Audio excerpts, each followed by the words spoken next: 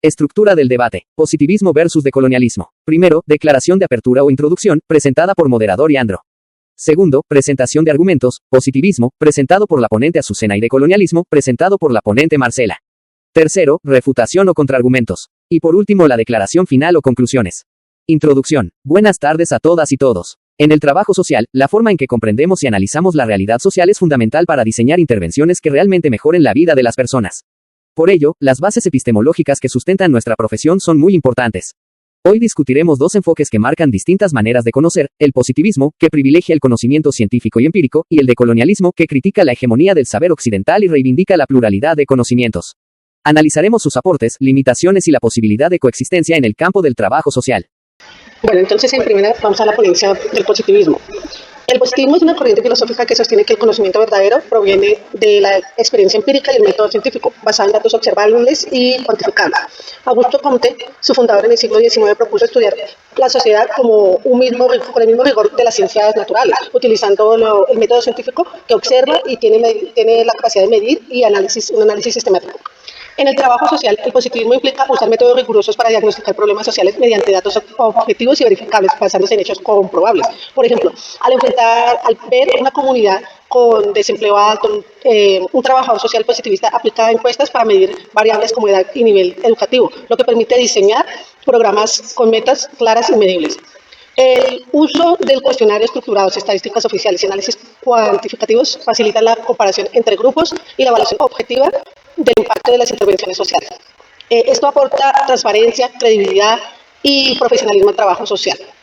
Como señala Paine en el 2014 en el texto, destaca cómo los métodos estandarizados, cuestionarios estructurados, estadísticas oficiales y análisis cuantitativos facilitan la comparación entre grupos o regiones y permiten evaluar objetivamente si las intervenciones sociales funcionan. Esto refleja la inspiración positivista en el trabajo social, que valora la sistematicidad y la evidencia empírica para fortalecer la profesionalización y la credibilidad en el campo. En la práctica, el positivismo se traduce en recopilar datos cuantitativos para evaluar y comparar situaciones sociales, implementar análisis estadísticos para diseñar intervenciones basadas en evidencia medible, usar diagnósticos objetivos y planos de acción con indicadores claros para monitoreo avanzado, desarrollar políticas públicas transparentes, replicables y evaluables. Los ejemplos concretos incluyen la evaluación de programas de inclusión social con instrumentos estandarizados, intervenciones en violencia de género basados en datos específicos para diseñar protocolos y planes familiares con dificultades económicas con objetivos medibles y evaluación periódica. Aunque el positivismo aporta rigor científico y objetivo, en el trabajo social se complementa con enfoques que promueven participación activa, flexibilidad, buscando comprensión más integral de las realidades sociales. Bueno, hola a todos. Yo les voy a presentar mi argumentación de la decolonialidad en el trabajo social. Y quisiera comenzar recordándoles una contundente frase de Aníbal Quijano, que nos dice: es tiempo de dejar de ser lo que no somos. En esta frase nos resume que no solo es una invitación política, sino una exigencia epistemológica, especialmente para quienes ejercemos el trabajo social en América Latina. Aníbal Quijano, les recuerdo que es un sociólogo peruano, principal teórico de la decolonialidad. Durante décadas nuestra profesión ha importado modelos teóricos, diagnósticos y técnicas desde Europa o Estados Unidos, como si nuestras realidades fueran meras versiones atrasadas de las suyas. Pero Quijano nos muestra que esta mirada responde a una lógica más profunda, la del eurocentrismo, que no es solo un sesgo geográfico, sino la racionalidad hegemónica de un patrón de poder colonial moderno, que clasifica el mundo en civilizados y primitivos, en modernos y tradicionales. En este marco, el trabajo social se ha convertido muchas veces en un dispositivo de colonialidad. Categoriza a las personas como vulnerables, desviadas o carentes, sin cuestionar que estas carencias son producidas por un sistema que desde el siglo XV ha organizado la explotación del trabajo, la dominación racial y la subalternización del conocimiento. Quijano nos recuerda que la idea de raza fue inventada en América como justificación de la dominación colonial, y esa clasificación no desapareció con las independencias, sino persiste en cómo se distribuyen los recursos, en quienes son vistos como sujetos de derecho y quienes como problemas sociales. Por eso, una epistemología decolonial del trabajo social no se puede limitar simplemente a incluir a los marginados, sino que debe desmontar las estructuras de saber y poder que los marginan.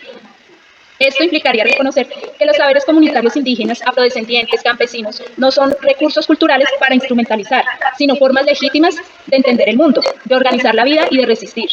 Implica también repensar nuestra ética profesional. ¿Estamos al servicio de las políticas públicas hegemónicas o procesos de autonomía de los pueblos? A continuación, las ponentes presentarán sus contraargumentaciones. Sigue Azucena. Que el decolonialismo aporta una crítica necesaria a la hegemonía del conocimiento occidental y visibilizar saberes marginados. Sin embargo, en el trabajo social enfrenta desafíos relevantes. Que el decolonialismo aporta una crítica necesaria en la pluralidad epistemológica y la decolonialización del saber puede llevar a un relativismo extremo, haciendo difícil construir consensos y acuerdos prácticos fundamentales para formular políticas públicas y programas sociales aplicables, como lo dice Gómez Hernández en el 2018. En contextos donde se requieren resultados replicables y evaluables, la ausencia de estándares claros puede afectar la operatividad y la coherencia de las acciones sociales. En la pluralidad epistemológica y la decolonialización del saber puede llevar a un relativismo extremo. En segundo lugar, el cuestionamiento y rechazo que a veces se hace desde el decolonialismo a las metodologías científicas convencionales, incluyendo los métodos cuantitativos vitales para diagnósticos y evaluación. En segundo lugar, el cuestionamiento y rechazo. Por ejemplo, Morales Reyes en el 2022 señala que esta tensión puede generar dificultades en equipos profesionales en la justificación de intervenciones ante organismos institucionales que exigen evidencias sólidas. Por ejemplo, Morales Reyes en el 2022 señala que finalmente, desde un punto de vista pragmático, la incorporación del decolonialismo en la formación y práctica profesional encuentra barreras institucionales académicas, ocasionando que su aplicación sea fragmentada y a veces simbólica, lo que dificulta su sostenibilidad en las instituciones. Por estas razones, aunque el decolonialismo ofrece aportes éticos y una crítica política imprescindible, su integración en el trabajo social debe complementarse con enfoques que mantengan rigurosa coherencia y capacidad de incidencia práctica, garantizando un bienestar social y efectivo y sostenible. Gracias, Azucena, por tu intervención. Puedes seguir, Marcela, con tu contraargumentación. Primero, el énfasis en la objetividad y la universalidad puede conducir a una homogenización que invisibiliza las diferencias culturales, sociales y políticas que configuran cada comunidad. Esto limitaría la comprensión integral de los problemas sociales y puede resultar en intervenciones estandarizadas que no responden a las necesidades particulares, es lo que nos argumenta Giana 2013. La segunda crítica sería que el positivismo privilegia el conocimiento técnico y cuantificable, en detrimento de saberes subjetivos múltiples y locales que también son clave para entender procesos sociales desde una perspectiva integral, de acuerdo a Quintero y Londoño 2025. Esta visión empírica puede reducir la investigación a una acumulación de datos sin un análisis crítico y contextualizado. Y la última sería intervenciones basadas exclusivamente en datos objetivos pueden dejar sin cuestionar las causas profundas de los problemas sociales, de acuerdo a Giana 2000. Intervenciones basadas exclusivamente. Aunque el positivismo aporta precisión, sistematicidad y base científica, resulta indispensable complementarlo con enfoques que valoren la diversidad cultural y las experiencias particulares para lograr una intervención social más integral y sensible a la realidad humana. Finalmente, podemos afirmar que tanto el positivismo como el decolonialismo aportan herramientas valiosas para el trabajo social. Mientras el primero ofrece certeza metodológica y capacidad de incidencia basada en evidencia, el segundo amplía la mirada hacia la justicia epistémica y la contextualización cultural. La convivencia de ambas miradas permite construir una profesión reflexiva, crítica y contextualizada, que promueva prácticas inclusivas y eficaces para el bienestar social. Walsh, 2018. Yo quisiera cerrar con respecto al tema de la decolonialidad.